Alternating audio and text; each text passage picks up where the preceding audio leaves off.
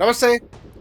తెలంగాణ రాష్ట్రంలో ఇద్దరు ముఖ్యమంత్రులు, ఆ ఇద్దరు ముఖ్యమంత్రులు దృష్టి కేంద్రీకరించిన 2 విషయాలు. తెలంగాణ రాష్ట్రం ఏర్పడగానే తొలి ముఖ్యమంత్రి కేసీఆర్ మూసీ నది గురించి, హుస్సేన్ సాగర్ గురించి మాట్లాడింది వారు. ట్యాంక్ బండ్‌లో నీళ్లు కొబ్బరి నీళ్ళలాగా చేస్తామని, దాని పక్కన బుర్జు దుబాయ్ లాంటి టవర్లు కడతామని వారన్నారు. అది ప్రపంచవ్యాప్తమైన వార్త అయింది. ఓహో! తెలంగాణలో హైదరాబాద్ నగరంలో బుర్జు దుబాయ్ లాంటి టవర్ రాబోతున్నదని ఆవేళ ప్రపంచ వార్త. వినడానికి కూడా చాలామందికి అరే బాగుంది, నిజంగా అయితే బాగానే ఉంటుంది, అసలు అవుతుందా లేదా అని ఇది ఒక 6 నెలల ఏడాది పాటు చర్చ. ఇంకా చెప్పాలంటే కనుక కేసీఆర్ ముఖ్యమంత్రిగా దిగిపోయేంత వరకు దాని గురించి విపక్షాలు క్వశ్చన్లు చేస్తూనే పోయినాయి. సోషల్ మీడియాలో కూడా నెటిజన్లు దాని గురించి ప్రశ్నల పరంపర కూడా కొనసాగింది. రేవంత్ రెడ్డి కూడా ముఖ్యమంత్రి అయ్యి కాంగ్రెస్ వారు మాట్లాడితే మూసీ రివర్ ఫ్రంట్ అన్నారు. ఇన్నాళ్ళు ఆయన అన్నారు మూసీ నది గురించి, లేకపోతే కనుక హుస్సేన్ సాగర్ గురించి రేవంత్ రెడ్డి తీవ్రస్థాయిలో విమర్శలు చేసి ఉన్నారు గతంలో. మరి ఆయన వచ్చిన తర్వాత ఇదే మాట్లాడింది. ఎందుకు ఇద్దరు ముఖ్యమంత్రులు మూసీ గురించే మాట్లాడుతున్నారు? ఇది ఒక అనుకుందాం ఒకసారి.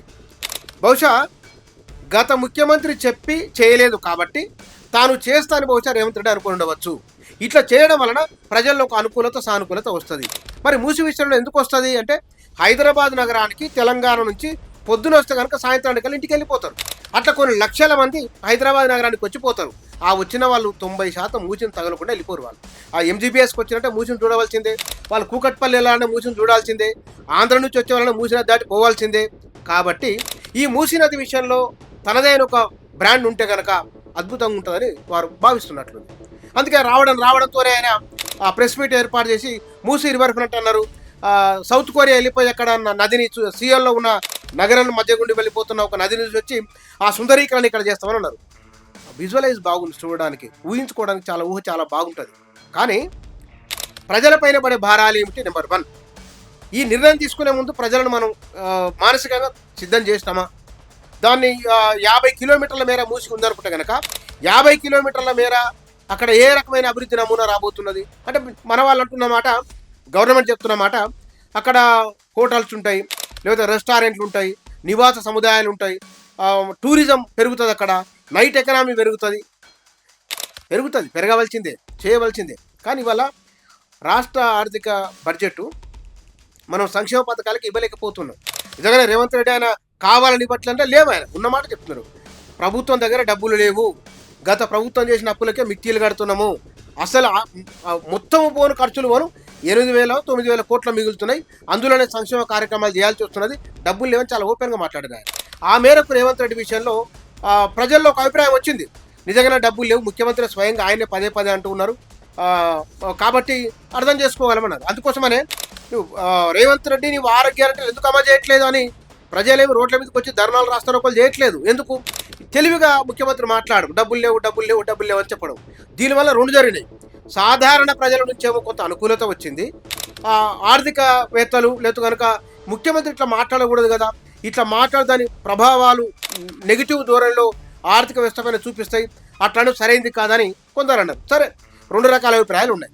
నిజంగానే ఆర్థిక వ్యవస్థ ఇబ్బందుల్లో ఉన్నప్పుడు అన్ని వేల కోట్ల రూపాయలతో మూసీ రివర్ ఫ్రంట్ అవసరమా? ఇవాళ పిల్లలకు స్కూళ్ళ మరమ్మతులు, హాస్టల్లో నాణ్యమైన భోజనము, విద్యార్థులకు ఫీజు రియంబర్స్మెంటు, విద్యార్థులకు ప్రభుత్వ ఆసుపత్రుల్లో కల్పించాల్సిన సదుపాయాలకు సంబంధించింది, హైదరాబాద్ నగరంలో రోడ్ల నిర్మాణానికి సంబంధించింది, గ్రామీణ ప్రాంతాల రోడ్ల నిర్మాణానికి సంబంధించినవి, ఇవి చాలా సమస్యలు ఉన్నాయి.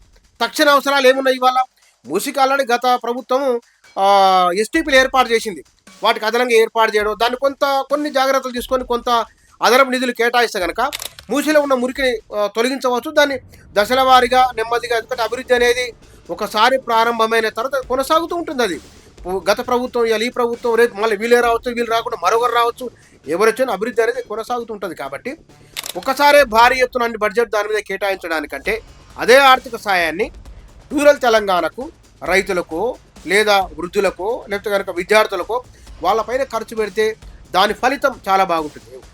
ఉచిత బస్సు ఏర్పాటు చేసినప్పుడు కాంగ్రెస్ ప్రభుత్వం చెప్పింది ఏమని? ఇది మానవ అభివృద్ధి పైన పెడుతున్న పెట్టుబడి అన్నారు.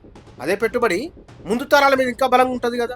ఇంకా మరిన్ని మౌలిక సదుపాయాలు కల్పిస్తే కనుక మరింత వేగంగా అభివృద్ధి చెందడానికి, ప్రయాణం సౌలభ్యంగా జరగడానికి, విద్యలో నాణ్యత రావడానికి చాలా అవకాశం ఉంటుంది కదా. ఈ విషయంలో కొంత ఆలోచిస్తే బాగుంటుంది. మూసీ సుందరీకరణ జరగాలనేది అందరూ కోరుకునేదే. కానీ హైదరాబాద్ నగరంలో రోడ్లపైన డ్రైనేజీలు విపరీతంగా పోతున్నాయి. అది ఎండాకాలం, వానకాలం లేదు. కేసీఆర్ పోయినసారి ఆయన దీన్ని ప్రపంచ స్థాయి నగరంగా చేస్తున్నారు. రేవంత్ రెడ్డి ప్రపంచ స్థాయి నగరం చేస్తాను ఈయన మరింత గట్టిగానే అంటున్నారు. కానీ హైదరాబాద్ నగరం రోడ్లపైన మురుగునీరు ఆపండి, ఇది మొదలు చేయవలసింది. ఇవి చేస్తే కనుక ఉదాహరణ కొట్టి అన్నీ అయిపోతూనే ఉంటాయి. ప్రయారిటీస్ అనేది ప్రజలు పబ్లిక్లో ఎక్కువ కాలం మాట్లాడుకునే విధంగా గత ప్రభుత్వంతో పోటీ పడి హామీలు ఇచ్చి లేదా గత ప్రభుత్వం చేయలేకపోయింది కాబట్టి తాము ఇప్పుడు చేస్తామనే విధంగా పరస్పర పోటీలు కాకుండా భవిష్యత్తు అవసరాలను దృష్టిలో ఉంచుకొని ఏ నిర్ణయం తీసుకున్నా ప్రజలు తప్పకుండా హర్షిస్తారు. మనం గుర్తించాలనుకుంటాం కానీ తప్పకుండా గుర్తిస్తారు. ఎందుకంటే సోషల్ మీడియాలో కొద్దిమంది మాట్లాడవచ్చు, కొంతమంది వ్యతిరేకించవచ్చు, కొంతమంది అనుకూలంగా మాట్లాడవచ్చు. కానీ మెజారిటీ ప్రజలు చాలా మౌనంగానే ఉంటారు. ఫేస్బుక్లో వాటిల్లో మాట్లాడు కొద్దిమందే. కానీ మౌనంగా ఉండేవాళ్ళు, ఒక నిర్ణయాన్ని ప్రభావితం చేసేవాళ్ళు, పార్టీల గెలుపోవడంలో నిర్ణయించే వాళ్ళు ఏం మాట్లాడారు. ఆ సమయం సందర్భం వచ్చినప్పుడు వాళ్ళ స్పందన తెలియజేస్తారు. కాబట్టి ఒక పాపులర్ స్కీముల గురించి కానీ లేకపోతే కనుక ఎక్కువ మంది పైన ప్రభావం చూపించేవి, ఎక్కువ మంది మాట్లాడుకునే వాటి గురించే ఎక్కువ దృష్టి పెడదాం అనుకుంటే కనుక అది అన్ని సందర్భాల్లో బహుశా అది వర్కౌట్ కాకపోవచ్చు. ఎందుకంటే కేసీఆర్ అన్నారు కదా, కేసీఆర్ ఆయన సమాధానం చెప్పలేకపోయారు హుస్సేన్ సాగర్ విషయంలో, లేదా బుర్జు దుబాయ్ అన్నారు, అది నిర్మాణం చేయలేకపోయారు. కాబట్టి ఈ ప్రభుత్వం వచ్చినప్పుడు 1,00,000 కోట్లు అన్నారు, ఆ తర్వాత దాని డిపిఆర్ అన్నారు, నానా రకాల చర్చలు జరిగినాయి. అంటే పని చేసుకుంటూ వెళ్ళిపోవడం ఒక అంశం, రెండోది ఏ పని ఎవరి కోసం ఎంతకాలంలో చేయబోతున్నది అన్నిటికంటే ముఖ్యమైనది. ఒకవేళ మూసీ రివర్ ఫ్రంట్, మూసీ ప్రక్షాళన అది తప్పకుండా చేయవలసిందే. ఇదే సందర్భంలో అది ఏ ప్రయారిటీ మీద చేస్తున్నాము, దానికి ప్రత్యామ్నాయం ఏమన్నా ఉన్నదా, ఉంటే ఎట్లా ఉన్నది, దాన్ని ఇప్పటికిప్పుడే చేయాలన్నా, తక్షణమే చేయాల్సిన అంశాలు ఏమేమి ఉన్నాయి, ఇవి గుర్తుంచుకొని ముందుకెళ్తే బాగుంటుంది. బహుశా అసెంబ్లీలో జరుగుతున్న చర్చ కూడా గత ప్రభుత్వం ఇట్లా చేసింది, ఈ ప్రభుత్వం ఇట్లా పరస్పర ఆరోపణలు విమర్శలు ఉన్నాయి. కానీ నిజంగానే దాని అవసరం ఏమున్నది, దాన్ని ఏ మార్గంలో తీసుకొని వెళ్ళవచ్చు. మూసీ ప్రక్షాళన అయితే కనుక ప్రజల ఆరోగ్యాలపైన దాని ప్రభావం ఎట్లుంటుంది, లేకపోతే కనుక భూగర్భ జలాలపైన వాటి ప్రభావం ఎట్లా ఉంటుంది, దానికి ఎట్లా చేస్తే బాగుంటుంది. ఇట్లా అంటే అదనపు హంగులు అనేవి ఒక అంశం అయితే జీవిత వాస్తవికత ఏమిటో కూడా గుర్తించి ఆ విధంగా ముందుకెళ్తే బాగుంటుంది. అధికార విపక్షాలు ఈ రెండు కూడా పరస్పర విమర్శలు, పరస్పర ఆరోపణలు కాకుండా ప్రయారిటీ ఏ దానికి ఇవ్వాలి, ఎట్లా ఇవ్వాలి, ఖర్చును తగ్గించి చేస్తే కనుక ప్రభుత్వానికి ఆదాయం రావాలి, ప్రజలపైన భారాలు పడకుండా ఏ ప్రణాళిక తీసుకుంటే బాగుంటుందో ఆలోచిస్తే బాగుంటుంది. Thank you.